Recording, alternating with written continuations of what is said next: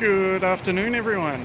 Today I'm doing things just a little bit differently. Today I am on site down at my local beach where I'm doing my 4th episode of the Deep and Depressive Mind, where I discuss my book and aspects of depression that I had published late in 2016. What a nice day to come down to the beach today. These are the kind of days that put a smile on your face. Such a nice area. Now, ever since I got depression, coming down the beach has always been a relaxing place for me to get away and escape my thoughts, either just been going through horrible patches in my life or more serious thoughts of, let's just be honest, doing something stupid. Now, can you just hear that? Just that silence and the waves breaking.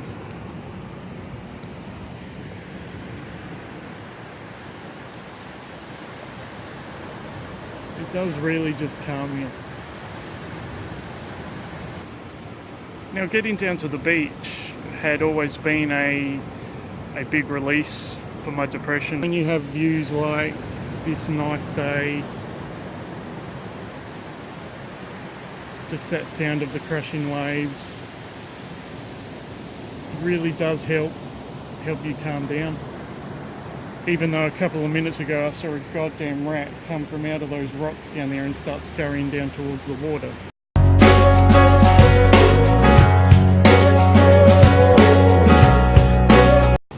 But you know what, life can't always be perfect. And I found that getting down here was a good way to release tension. It was therapeutic for me before I found writing as another release of feelings. Now, this area where I actually sit today has been a pretty significant spot in my life. Actually, where I'm sitting right now, just over about 10 years ago, was a time where things got a little too much. Things were changing. I can tell you that I remember looking over this way that day, and coming around the corner from the rocks there was my sister and my girlfriend at the time, coming to find me sitting right here on the rocks. Now, as I was sitting here, quite upset, I was crying a little actually, to be honest. These guys came rushing along, having some concern in their face. And on that day I felt a little different. I felt sad, but I didn't feel anything at the same time. And they got over to me, and I was hiding something that day.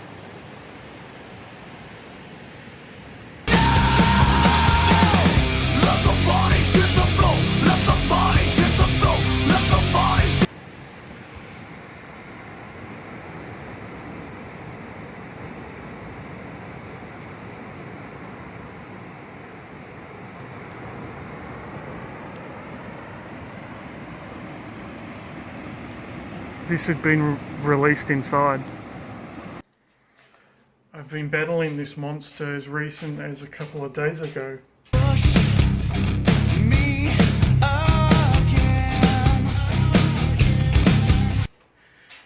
It comes in waves. The emotions can really just pull at you.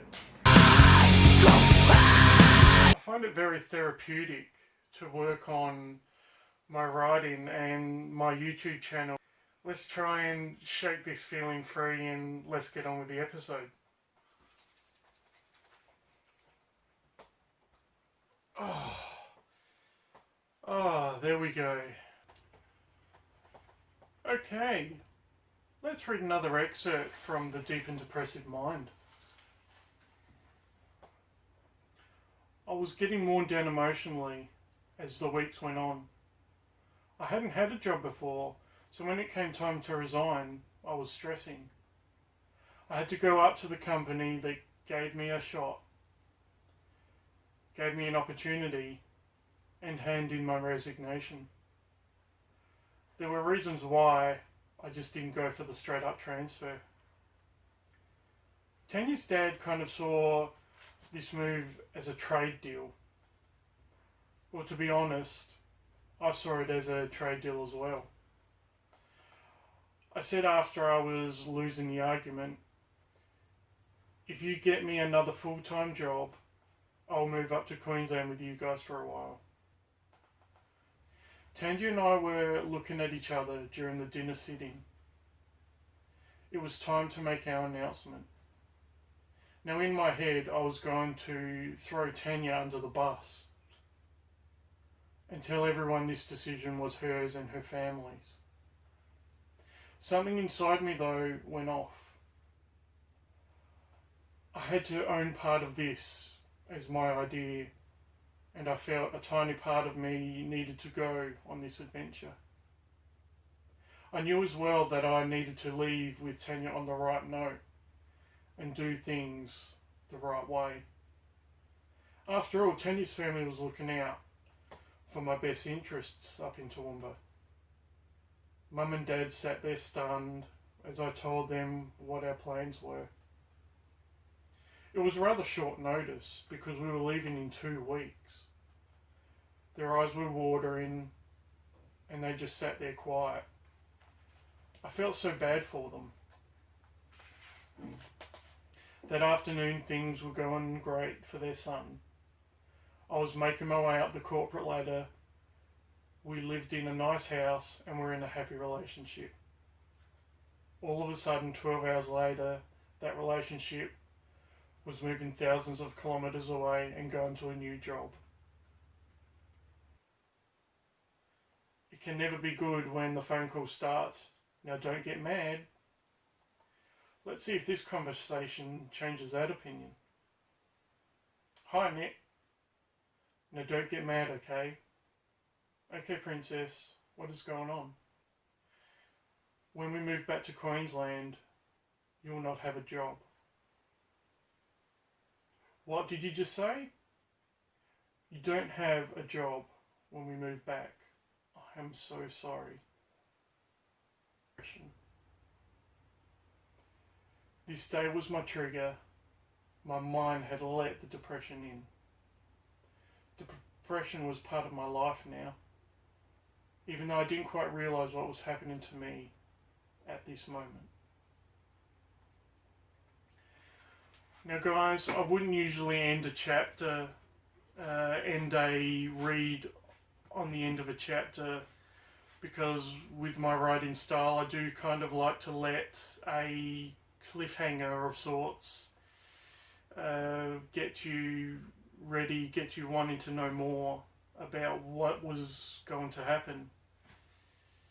But I thought that was a key moment in my life to bring to the table, to share with you guys out there. Well guys, that brings us to the end of another episode of the Deep and Depressive Mind. It was a very monumental episode, going back through the day that depression had crept into my life. Let's just hope we can duck and dive that monstrous character in future videos. And now you know why the beach plays a big part in my cover design of both my books.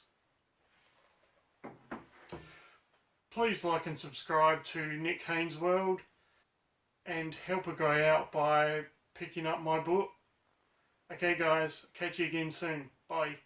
Let the body hit the road, let the body